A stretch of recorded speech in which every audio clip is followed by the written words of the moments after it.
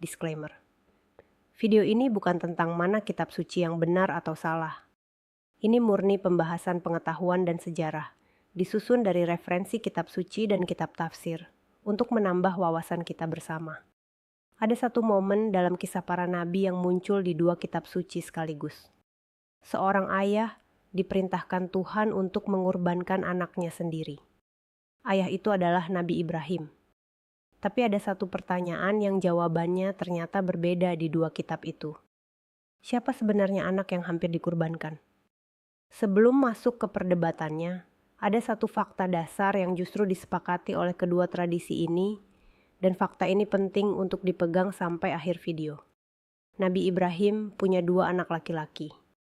Yang pertama bernama Ismail, lahir dari Siti Hajar. Yang kedua bernama Ishak, lahir dari Siti Sarah. Kitab Kejadian mencatat, Ismail lahir ketika Ibrahim berusia 86 tahun. Sementara Ishak baru lahir 14 tahun kemudian, saat Ibrahim sudah berusia 100 tahun. Artinya, selama 14 tahun pertama, Ismail adalah satu-satunya anak Ibrahim di muka bumi. Ishak, di titik manapun dalam hidupnya, tidak pernah menjadi anak tunggal, karena kakaknya sudah lebih dulu ada. Fakta urutan kelahiran ini sama-sama diakui, baik dalam tradisi Yahudi, Kristen, maupun Islam. Nah, justru dari sinilah masalahnya dimulai. Di dalam kitab Kejadian pasal 22 ayat 2, Tuhan berkata pada Ibrahim, "Ambillah anakmu yang tunggal itu, yang engkau kasihi, yaitu Ishak, dan pergilah ke tanah Moria. Lalu persembahkanlah dia di sana sebagai korban bakaran." Perhatikan kata anak tunggal. Padahal saat itu Ibrahim punya dua anak. Ismail sudah lahir 14 tahun sebelumnya. Jadi bagaimana mungkin Ishak disebut anak tunggal? Sebagian ulama tafsir dan ahli kitab menjelaskan, kata tunggal di sini bukan berarti satu-satunya anak secara harfiah, tapi lebih ke arah anak yang paling istimewa, anak perjanjian. Karena Ishak lahir secara ajaib dari rahim Sarah, yang sebelumnya dianggap mandul. Sementara Ismail, meski anak sulung, dianggap tidak masuk dalam garis pewaris janji utama Tuhan kepada Ibrahim. Tapi di sisi lain, ada juga pandangan dari kalangan sarjana Alkitab dan ahli sejarah teks yang menduga bahwa kisah pengorbanan ini pada mulanya berkisah tentang Ismail, sang anak sulung. Sebelum akhirnya nama itu berubah menjadi Ishak dalam proses penyalinan dan penyusunan naskah kuno. Alasannya, secara tradisi kurban di banyak budaya kuno, yang lazim dipersembahkan adalah anak yang pertama lahir, bukan anak yang lahir belakangan. Ini baru pertanyaan pertama. Sekarang mari kita lihat bagaimana Al-Quran menceritakan momen yang sama, karena disinilah perbedaannya makin terlihat jelas. Al-Quran mengisahkan peristiwa ini di surah As-Saffat, ayat 99 sampai 113.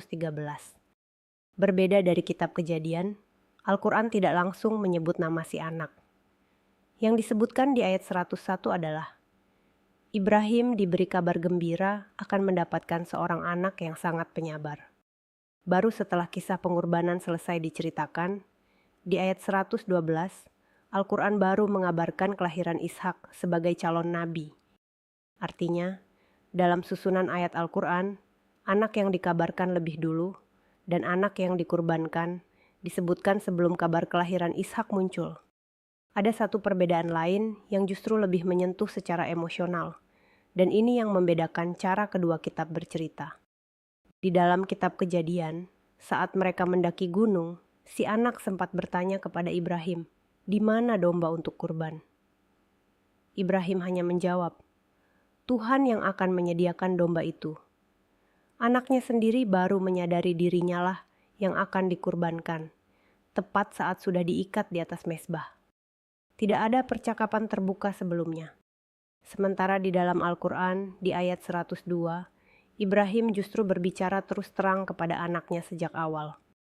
Ibrahim berkata, "Wahai anakku, sesungguhnya aku bermimpi bahwa aku menyembelihmu. Maka pikirkanlah, bagaimana pendapatmu?"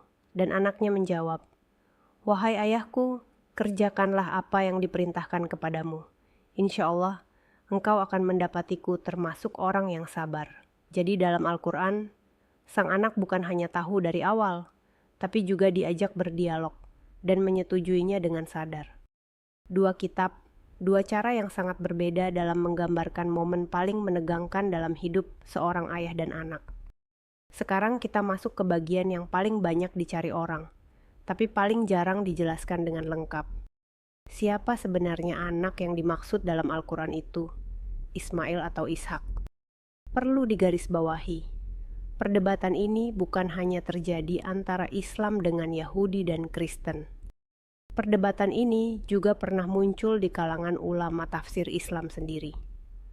Tapi pandangan yang diikuti oleh mayoritas ulama besar, termasuk Ibnu Katsir, serta diriwayatkan dari sejumlah sahabat dan tabi'in seperti Ibnu Abbas dan Ibnu Umar, menyimpulkan bahwa anak yang dimaksud adalah Ismail. Setidaknya ada 3 alasan utama yang mendasari pandangan mayoritas ini. Pertama, soal urutan ayat. Kisah pengorbanan diceritakan lebih dulu di ayat 101-111. Baru setelah itu, di ayat 112, kabar kelahiran Ishak disampaikan. Kalau yang dikurbankan itu Ishak, maka urutan ceritanya jadi janggal, karena seolah Ishak sudah dikurbankan sebelum kabar kelahirannya sendiri disampaikan. Kedua, soal julukan yang dipakai. Anak yang dikurbankan disebut sebagai anak yang penyabar. Sementara di ayat-ayat lain, setiap kali Al-Quran menyebut Ishak, julukannya selalu anak yang berilmu atau bijaksana, bukan penyabar. Julukan penyabar inilah yang kemudian dianggap lebih konsisten merujuk kepada Ismail. Ketiga, soal tradisi yang masih berjalan sampai sekarang. Praktik penyembelihan hewan kurban saat ibadah haji di lokasi yang diyakini sama dengan tempat pengorbanan itu terjadi sudah berlangsung ribuan tahun, dan yang meneruskan tradisi ini adalah keturunan Ismail, bukan keturunan Ishak.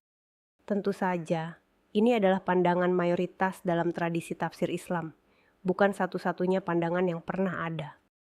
Dan sama seperti kitab Kejadian yang punya perdebatan internalnya sendiri soal kata anak tunggal, Al-Quran pun punya sejarah diskusi panjang di kalangan ulamanya sendiri soal siapa anak yang dimaksud.